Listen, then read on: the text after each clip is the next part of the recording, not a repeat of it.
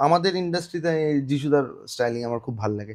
আর এমনি বাইরে যদি বলি, উম, আহ, বাইরে স্টাইলিং সেন্স অদ্ভুত একটা নাম নেব, জিম সার্ভ। হুম। ওর আমার স্টাইলিং খুব ভাল লাগে। ও আচ্ছা। যখনই কোনো ইভেন্টে যায়, জিম সার্ভকে হুম জানি না অনেকেই চেনেন, চেনা উচিত আর কি, হুম ব্রিলিয়েন্ট হুম। একটা। তো ওর স্টাইলিং আমার খুব ভাল লাগে। সবাই হয়তো ওয়েট করে আছেন রণবীর সিং এর নামটা কখন নেব। আমার অতটা ভালো লাগে না।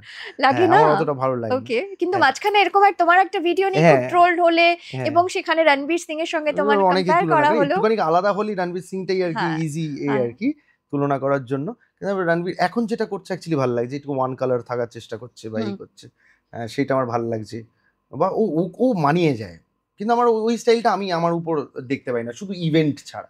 আমি ফিল্মফেয়ার টিমফেয়ার হলে একটুখানি আমার মনেই হয় যে লোকেরা খারাপ বলুক, একটুখানি ওরমভাবে সেজে যায়, এরম টাইপের। আমি না খুব লাইফে প্রচন্ড ওতে থাকি আর কি।